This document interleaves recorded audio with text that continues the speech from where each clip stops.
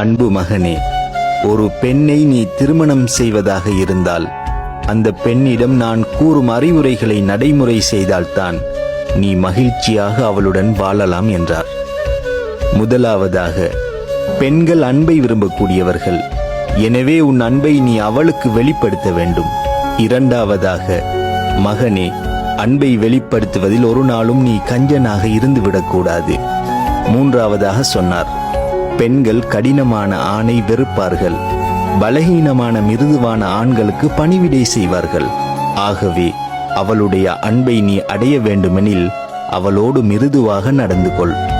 நான்காவதாக சொன்னார், பெண்கள் கணவனிடம் நல்ல பேச்சையும் அழகான தோற்றத்தையும் உடல் ஆடை பரிசுத்தத்தையும் எதிர்பார்ப்பாள். எனவே உன் உடலையும் பேச்சையும் தோற்றத்தையும் அழகாக்கிக் கொள் என்றார். ஐந்தாவதாக கூறினார், உன் வீட்டில் உனது மனைவி அரசியாக ஆள்வதற்கு பார்ப்பாள். அவளை அரசியாக ஆள்வதற்கே விட்டுவிடு, நீ சந்தோஷமாக வாழ்வாய் என்றார். ஆறாவதாக சொன்னார், பெண்கள் கணவரின் உழைப்பை விரும்புபவர்கள். எனவே நீ சம்பாதித்துக் கொடுத்து அவளை நல்ல முறையில் வாழ வைக்க வேண்டும். அதே சமயம் உன் குடும்பத்தையும் கவனிக்க வேண்டும், அவளையும் நல்ல முறையில் வாழ வைக்க வேண்டும் என்றார். ஏழாவதாக சொன்னார், பெண்கள் வளைவிலிருந்து படைக்கப்பட்டவள். அதுதான் அவளின் அழகின் ரகசியம். வளைந்தவள் என்பதற்காக அவசரப்பட்டு அவளை நேராக்க முயற்சிக்காது.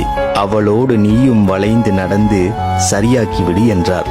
எட்டாவதாக கூறினார், பெண் என்பவள் நீ வாழ்க்கையெல்லாம் நலவுகள் செய்தாலும் உன்னிடம் ஒரு நலவையும் காணவில்லை என சொல்லிவிடுவாள்.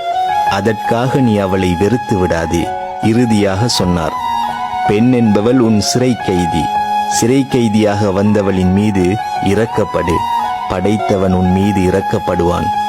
நான் கூறிய இந்த விடயங்களை எப்பொழுது நீ கடைபிடிப்பாயோ இறைவன் உன் வாழ்க்கையை மகிழ்ச்சியாக்குவான்.